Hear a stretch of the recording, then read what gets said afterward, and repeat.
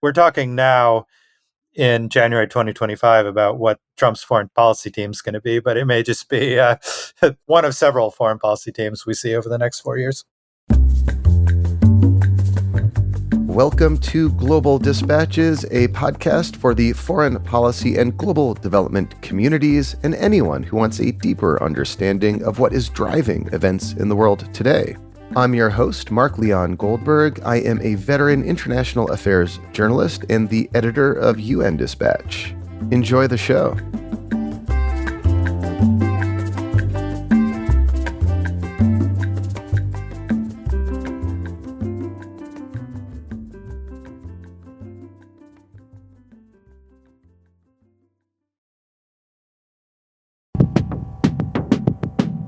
Donald Trump's foreign policy team is taking shape.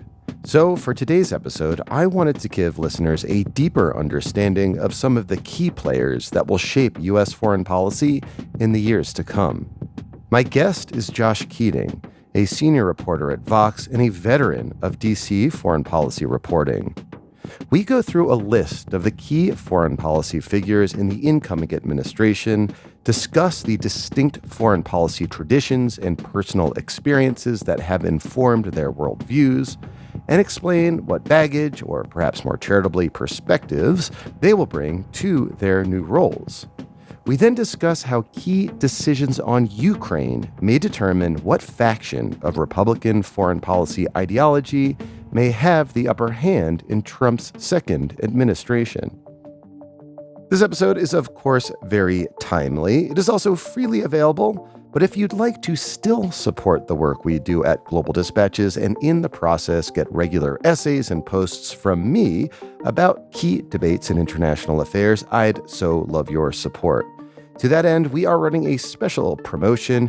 You can get full access to Global Dispatches, including essays, access to our entire archive, and full access to Save Us From Hell, our sister podcast about the UN, at a 40% discount. Go to globaldispatches.org/40off or click the link in the show notes of this episode. Thank you. Your support really does make a difference. Now here is my conversation with Josh Keating of Vox.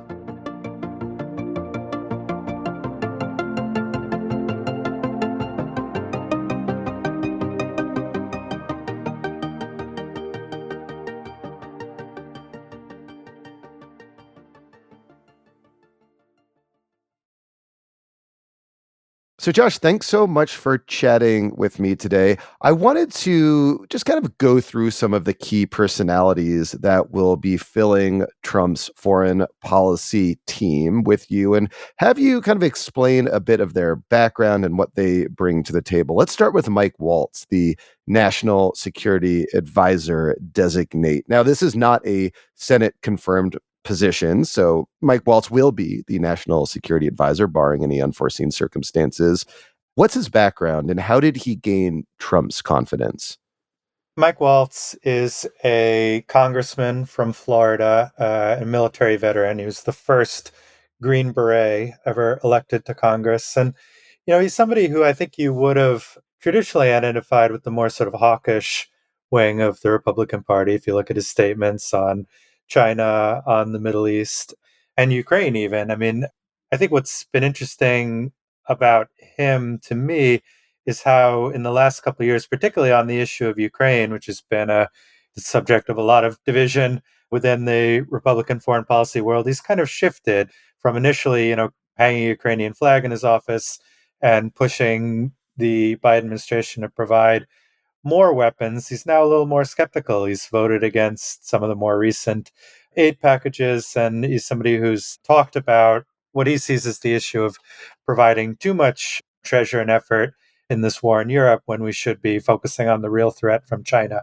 And that's a message you're going to hear a lot from people in Trump's orbit, that our national priorities are kind of wrong and we've taken our eye off the ball of the real threat in the world. So I think this is a way that he's sort of tailored his views to make them a little bit less traditional GOP hawk, maybe a little more MAGA friendly.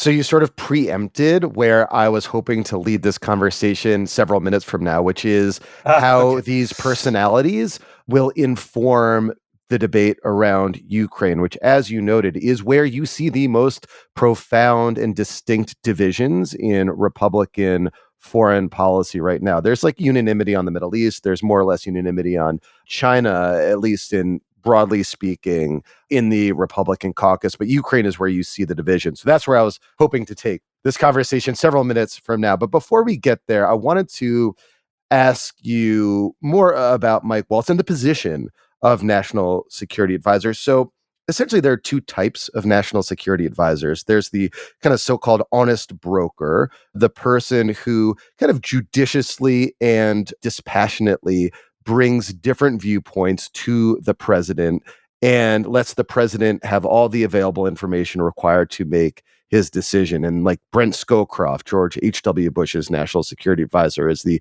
prototypical example of the so-called honest broker national security advisor. Then on the other end of the spectrum, you have national security advisors who have like a definite agenda they want to push, and they use their proximity to the president to advance that specific agenda. John Bolton is a good example of this kind of national security advisor. Where on the spectrum do you see Mike Waltz landing?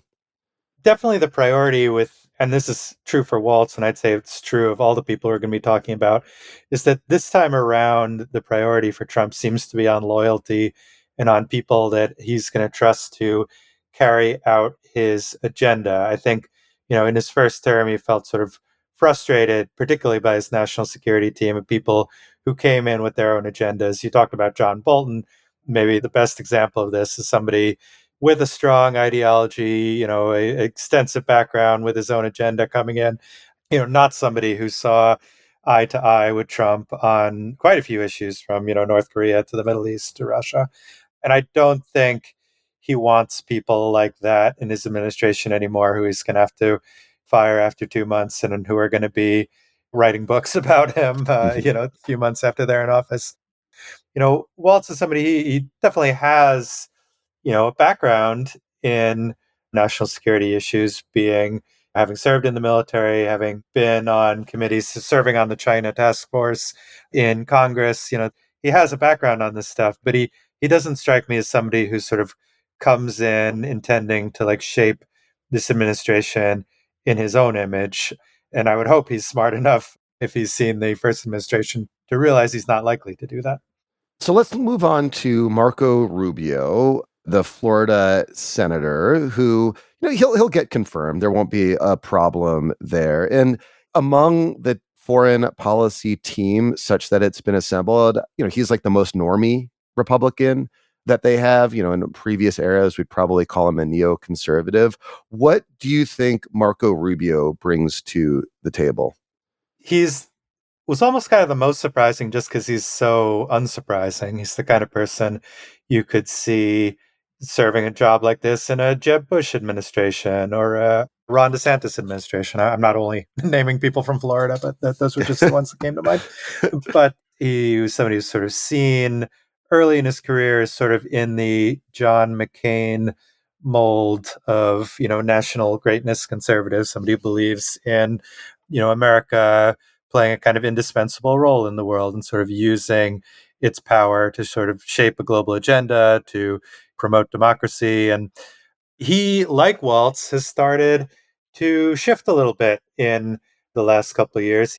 This a very interesting essay he wrote recently for the American Conservative, where he sort of criticized.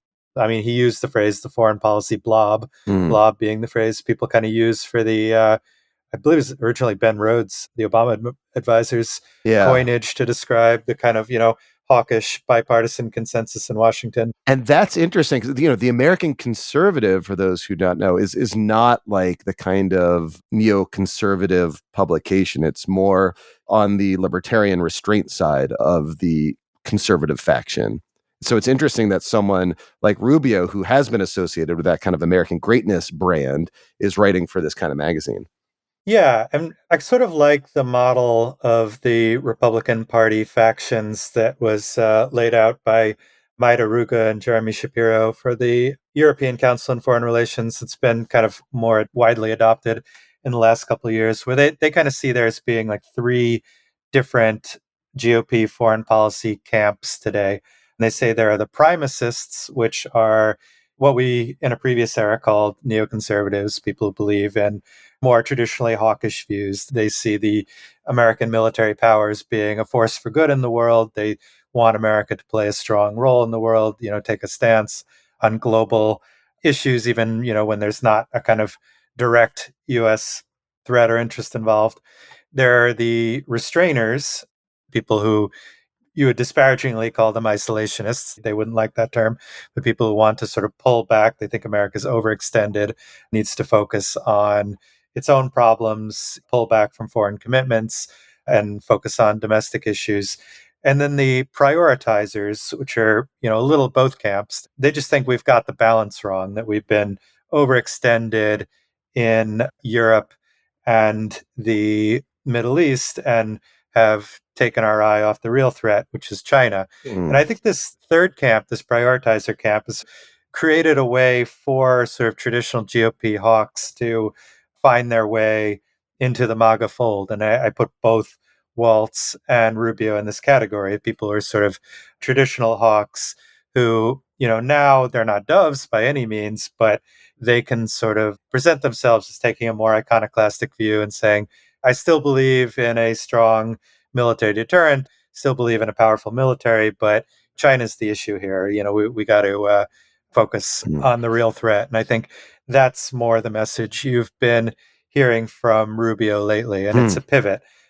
There's one big exception to that for Rubio, which I think is Latin America.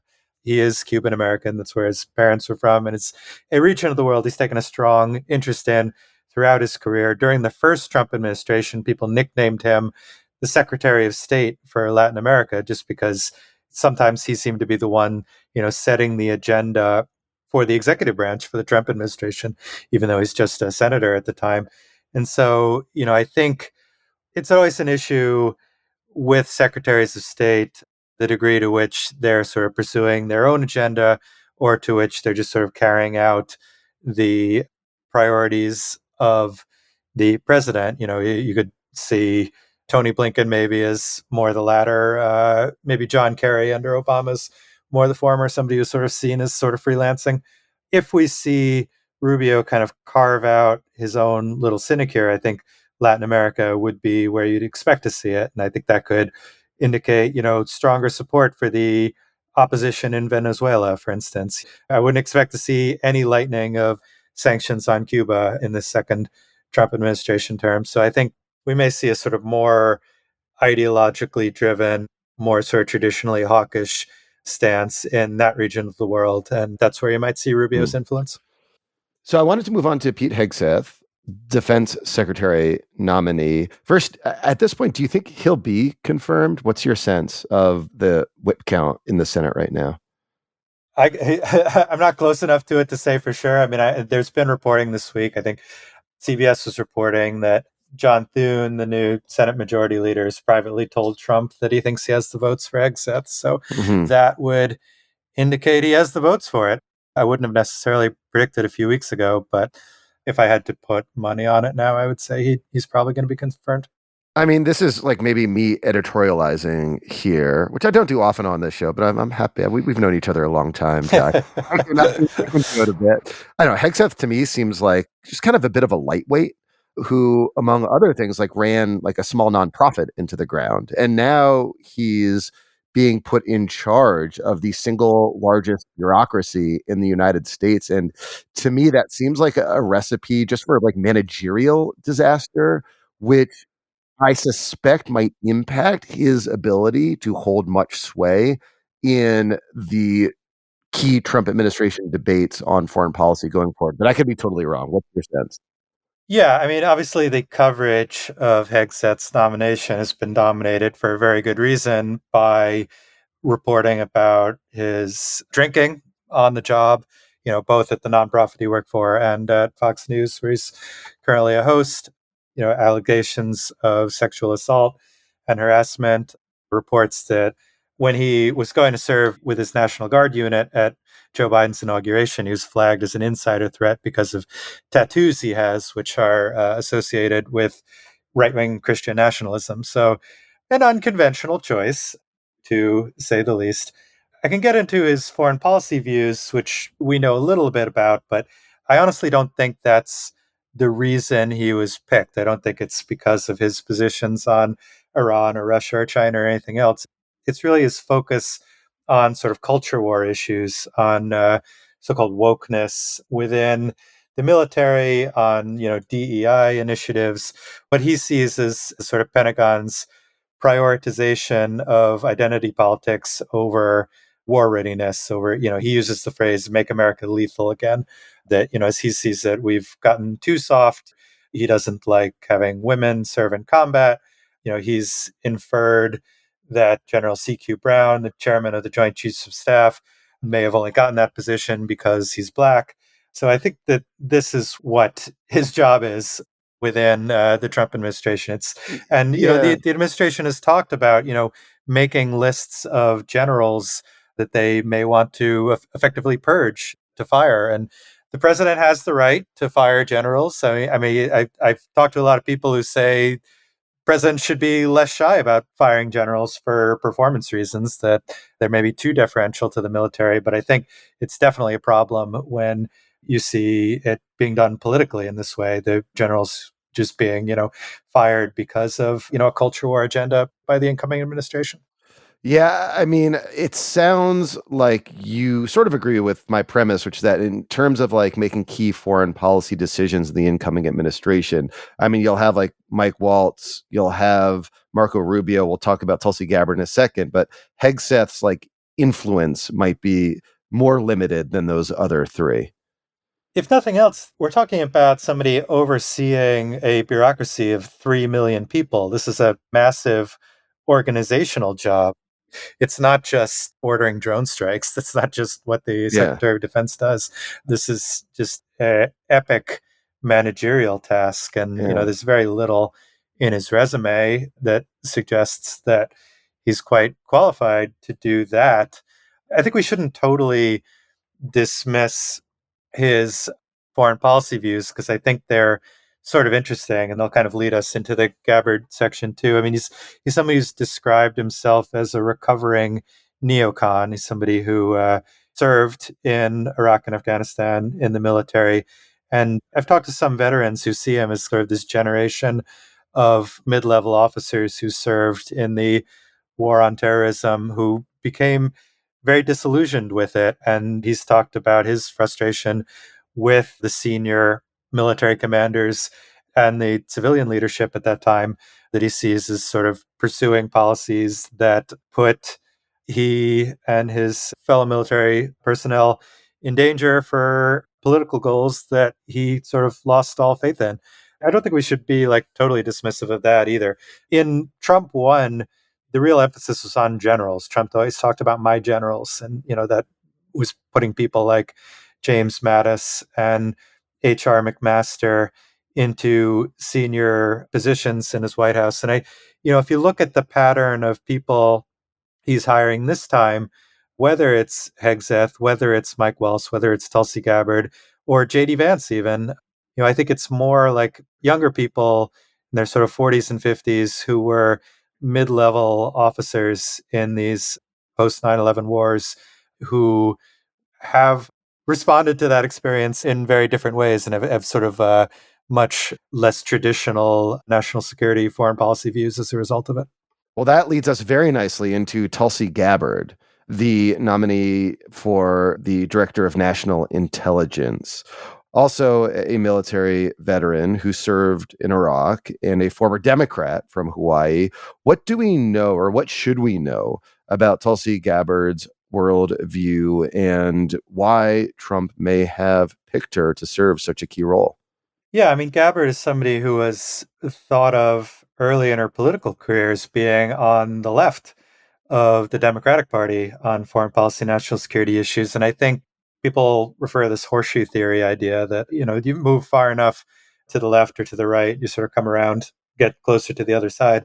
She kind of shows that where there is a bit of overlap between the anti-interventionist left wing of the Democratic Party and maybe the more like sort of isolationist factions of the right. I think she takes it to a real extreme. She's somebody who's sort of pro Russia, even by Trump world standards.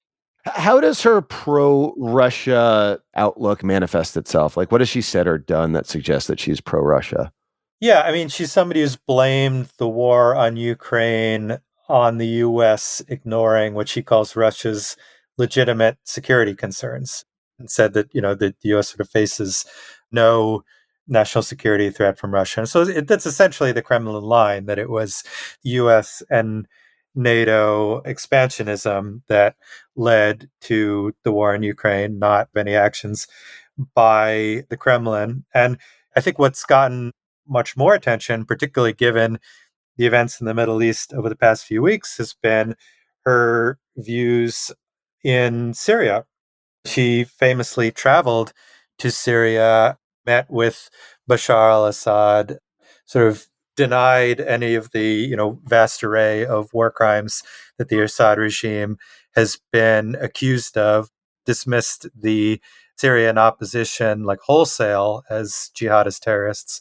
And so there again, I think she's taking essentially how the Kremlin would describe this situation or how the Assad regime would describe it.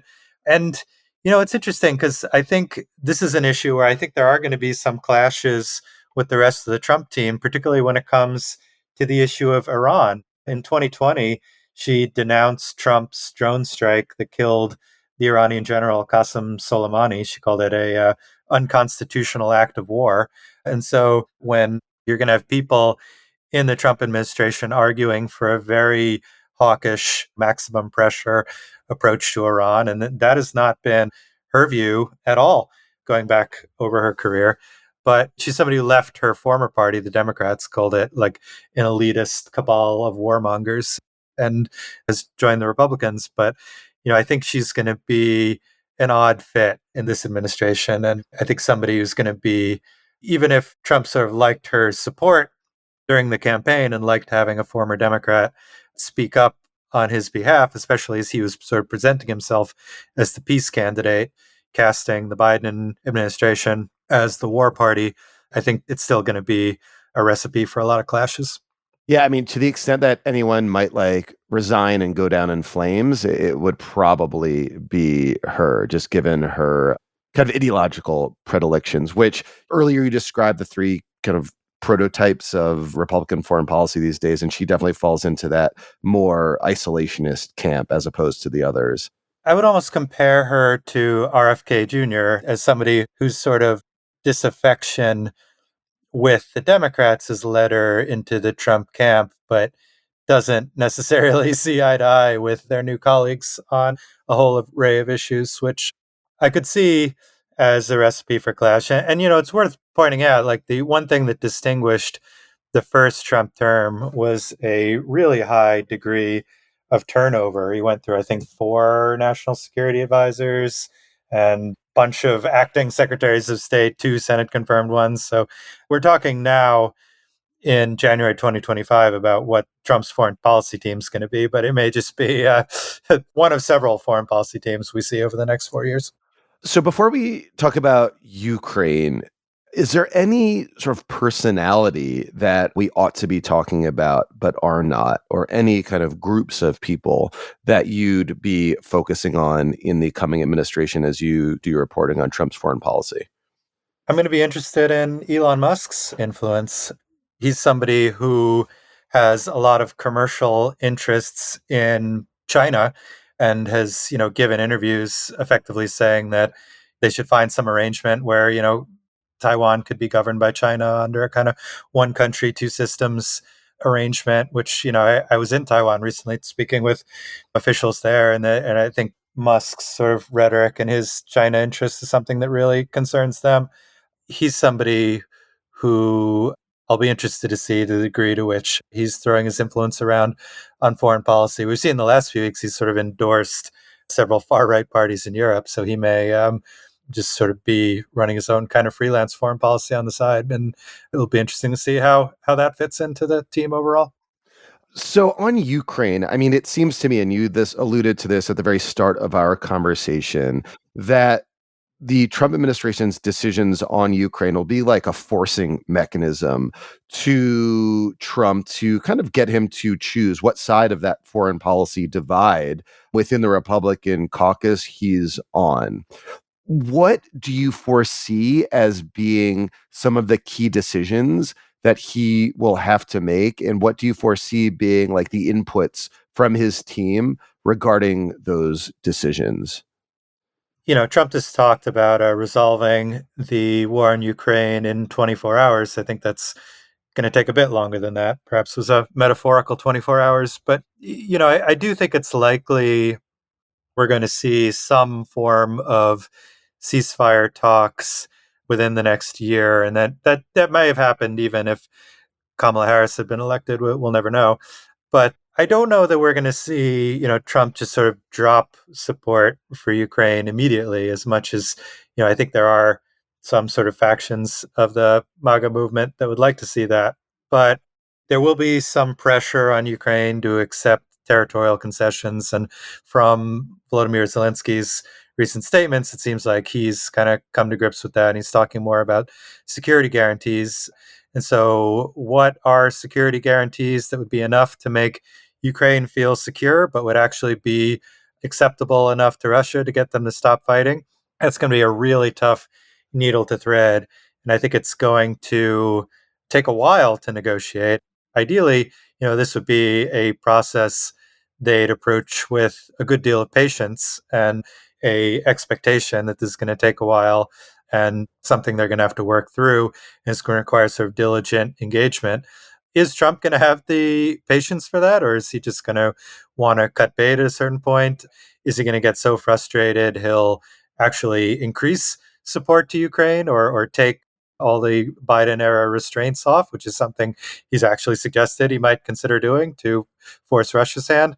This could go a lot of different ways. And, I think we'll see the sort of traditional hawks in his camp, maybe the Waltzes and Rubios, maybe pushing for him to just sort of not drop the support for Ukraine entirely. Maybe J.D. Vance, who's been particularly critical of U.S. support for Ukraine, maybe he'll be pushing on the opposite side. People start taking this more restrainer or primacist view, saying that the U.S. doesn't have strong interests in Ukraine to begin with. So I think it's going to be a tough negotiation, both in the Ukraine-Russia sense and in the internal White House sense as well. Josh, thanks so much for your time. Thank you. Appreciate it.